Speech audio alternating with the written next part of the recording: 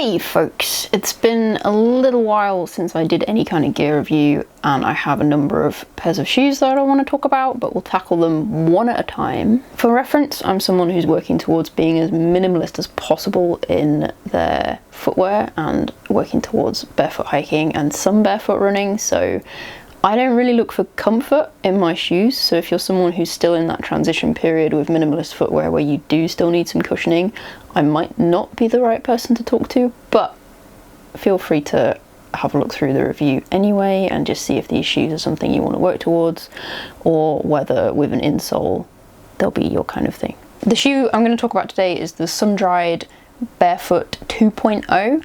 I don't know anything about a previous iteration of this shoe because it's not available on my website, so I can only assume that this is the only version of the shoe available at the moment. Sundried are a UK-based brand. They mostly focus on triathlon training, so a lot of their gear they cover the full range of running, cycling and swimming gear, so if you're a triathlete, I think they're a really good brand to check out. They have a really ethical focus, and their stuff that I've had so far has all been really good quality, and I'm definitely going to buy more gear from them. So if you're a triathlete, or just a runner, or just a swimmer, or just a cyclist, I'd check them out. I'd honestly recommend the brand as a whole. Despite being a relatively small activewear brand, they do have pretty competitive price points, and this pair of barefoot shoes that they produce are pretty affordable. Definitely when you compare it to what else is on the market with the likes of Vivo Barefoot, which just seem to get more expensive by the minute. Sundried's barefoot shoe it's not like super complicated or anything, it's just a solid piece of gear and it costs 30 quid. And from what I've seen so far, it's definitely worth that 30 quid. I don't really have any complaints about the shoe. I'm just going to say that right up front before we go into the technical details. I don't really have any complaints about the shoe. This is a kind of initial review of the shoes. I have worn them a bit and I have owned them for probably about 4 months now, so I've had some time to use them, but they're not like my main shoe at the moment, so they haven't been put through their paces fully. So this review is pretty much just going over what I've found so far with them and how I feel like they'll hold up. The overall visual appearance of the shoe is pretty nice. The colour scheme is simple, the branding isn't too intrusive, and it just has a slight technical look to it, which, I don't know, just makes the shoe look a little bit fancy, I guess. The toe box is really wide, which for me personally is a benefit because my feet are super splayed out and I really like having loads of space in my toe box. I know some people aren't super keen on such a wide toe box because it can make you look a little bit like you have clown feet, but I don't really feel like it's an issue for me personally anyway, but that's down to personal preference. Moving on to their general durability so far, I've run probably around 100 kilometers in them, I think at this point, which isn't a huge amount yet. They're still sort of relatively early on in their life as a pair of my shoes. So I have run about 100 kilometers in them, and I've walked quite a bit. I've used them for work, and that's sort of like 6 to 9 hour shifts on my feet for all of that time. So they have had quite a bit of use, and I have had no issues using them for work or running so far, or walking. They've been pretty versatile, and I like having shoes that are versatile. I don't really have set shoes for set purposes. I use all of my shoes for like everything, so it's useful to have things that can switch between activities without really missing a beat. They've been holding up really well. The only issue I have encountered is the plastic sole that wraps around the toe has come away a little bit here, but that is my fault. I accidentally left them in front of like basically a really hot air vent at one point not long after I first got them, and that really messed with the glue on the toe area. I did manage to, when I realised what I'd done, I'd like just shoved it sort of back on, and it seems to have stuck well enough, but that's my fault. I don't think that's down to the shoe's manufacturer. They're not designed to be left in front of a really hot air vent for like an hour. They will melt if you do that, so that's my fault. Aside from that, there's no other issues with the durability. There's no like Nothing else is coming apart. Everything's absolutely solid.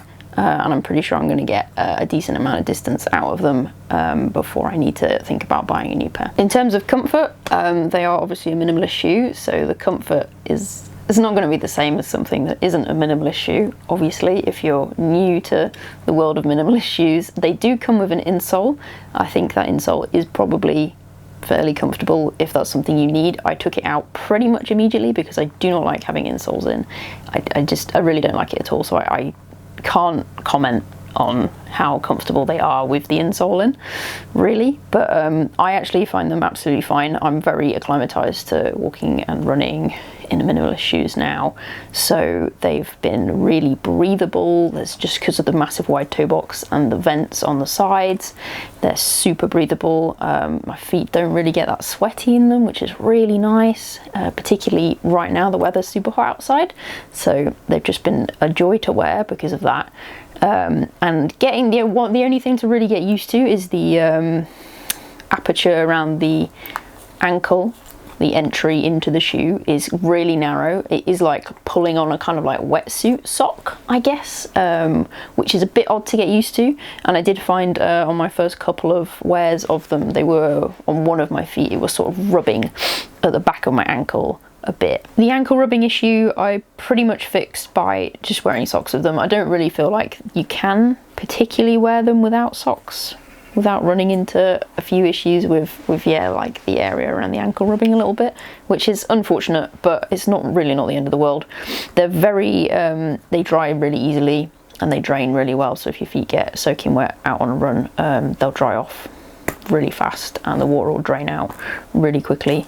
And if it's a warm day, I think your feet will probably be pretty dry within like half an hour. So I am in the process of transitioning these into my main running shoe at the minute. I do use all my shoes for everything, but I will have a pair that I do like more of my trail running in, or a pair that I do more of my walking in, kind of thing. At the minute, I'm still using the Wittin trail runners that I reviewed a while ago. I will do a follow-up review on those and how they're holding up. They are starting to fall apart, so I'm gonna transition them to my kind of like backup shoe, and these are gonna become my main running shoe until these fall apart. So yeah, I'm happy enough with these after owning them for sort of 3 or 4 months that I want to make them my main running shoe. So I'm going to start doing races and stuff in them as well, I think. Yeah, I'm looking forward to seeing how they hold up and seeing how they take some additional punishment. I think they're great as a budget shoe option because they are only 30 quid, which is really competitive at the minute, and they haven't gone up in price definitely since I bought them, which is not the case with the Wittin trail runners. Those have gone up in price. So some of the brands, the cheaper brands, seem to be cottoning onto the market and are increasing the price of their shoes, which is really irritating to see. But Sundried don't appear to be doing that. Their shoes are staying the same price, and I'm very happy to see that, and it makes them just more accessible and more affordable for everybody. I do find it eternally frustrating that so many of the minimalist shoe companies just have really expensive and basically inaccessible shoes when there's less material involved in a minimalist shoe. Doesn't really make a lot of sense, does it? Yeah, good shoe. I like the look of them. They seem to be durable and I enjoy wearing them, and they are affordable, which is just all round ticks the boxes. I'd give them a solid like 9 out of 10. I don't give anything a 10 out of 10, so 9 out of 10 is actually about as high as it ever goes. Yeah, really looking forward to wearing them more and seeing how they deal with me blasting them out on the trails a bit more. I hope you found that review useful in some way. I just wanted to quickly go over how I felt about the shoes. I will be doing an updated review on the Wittin trail runners when I kind of get around to compiling my thoughts on those. I do have some other pairs of shoes that I want to talk about, possibly not for like the kind of running that I do most of the time, but just generally looking at kind of minimalist shoes and what's out there and what's affordable and what's good quality to buy, kind of thing, because it can be a bit of a minefield sometimes. So yeah, there will be more shoe reviews on the way. It's going to be a bit of a slow drip feed with those though. Thank you very much for watching. If you are interested in trail running, fell running, wild swimming, and just outdoorsy stuff, then do feel free to give the channel a subscribe and like the video. There is a fairly wide range of content going on here, so feel free to check back through the channel and just check that what goes on here is something that you're even interested in. But yeah, it'd be nice to have you along for the ride. I hope you all have a fantastic day, and I will see you next time.